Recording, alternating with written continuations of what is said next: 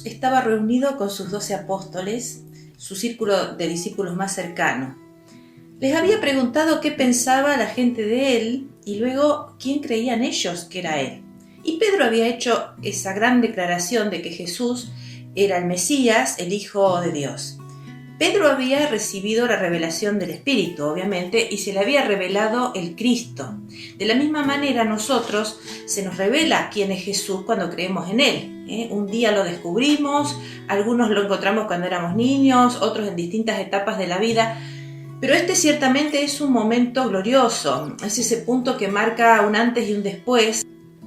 Pero Jesús les sigue hablando a sus discípulos y les dice, como vemos en Lucas 9, del 22 al 23, Él les dice esto: es necesario que el Hijo del Hombre padezca muchas cosas y sea desechado de los ancianos y por los principales sacerdotes y los escribas, y que sea muerto y resucite al tercer día.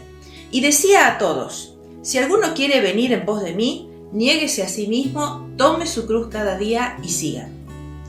El Señor les anuncia los 3 momentos fundamentales de los acontecimientos que iban a tener lugar en su vida y hace un paralelo con 3 actitudes que son imprescindibles si nosotros queremos ser sus discípulos. Él señala primero la secuencia de los próximos acontecimientos cruciales: rechazo, muerte y resurrección. Este era el proceso que por amor a nosotros Él tendría que atravesar. Era necesario morir para dar vida y no se podía alterar el orden de esta secuencia. Primero iba a suceder el rechazo, con todo el sufrimiento, ¿no es cierto? Luego la crucifixión en la que derramaría su sangre y finalmente la resurrección, es decir, Él entregaba la vida para volverla a tomar y triunfar así sobre todo lo que las tinieblas habían intentado hacer para arruinar la obra de Dios.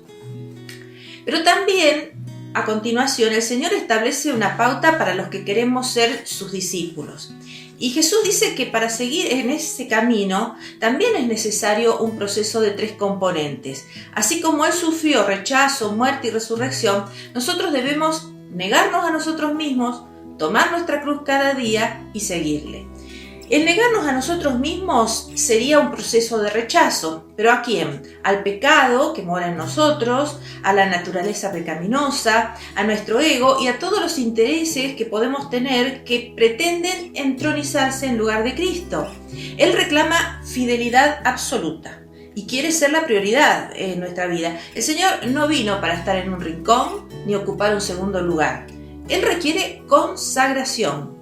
Y consagrarse es ser apartado, dedicado exclusivamente al servicio de Dios, es estar enfocado en Cristo, buscando su rostro en todo tiempo. De ninguna manera podemos estar bien con Dios si queremos darle solo lo que nos sobra. El Señor merece lo mejor de nosotros, nuestra pasión, nuestra adoración, todo es por Él y para Él. Para eso necesitamos el segundo componente, que es morir. Como decía Pablo, ser crucificados con Cristo, estar dispuestos a dar la vida por Él, clavar en la cruz todo aquello que desagrada a Dios y que perjudica mi relación con Él. Y agrega que debe ser cada día, el Señor agrega que debe ser cada día entregarse. Esto requiere perseverancia, cada día buscarle y quizás nos cause un poco de sufrimiento desprendernos de ciertas cosas, costumbres, hábitos, maneras de pensar, formas de actuar. Renunciar y crucificar el ego no es fácil, pero comparado con lo que Cristo hizo por nosotros, con lo que Cristo sufrió, esto no es nada, ¿no? Porque justamente hay un tercer elemento que es la vida. Jesús resucitó, siguió viviendo y nosotros lo vamos a seguir a Él. Y cuando yo muero a mí misma, muero con Cristo, pero resucito, soy vivificada. Como decía Pablo, ya no vivo yo, mas vive Cristo en mí. De manera que su vida me vivifica, me da paz, me empodera con los dones del Espíritu, que son los que necesito para poder ser verdaderamente discípula y seguirlo a Él. Este es un tiempo para nosotros, para Nueva Vida, para que nos levantemos como verdaderos discípulos, dispuestos a morir por Cristo, para vivir con Él, por Él y para Él.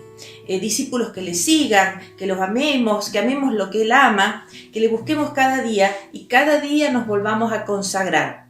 para que Nueva Vida no sea solamente un nombre, sino que la vida de Cristo pueda derramarse en esta ciudad que tanto lo necesita.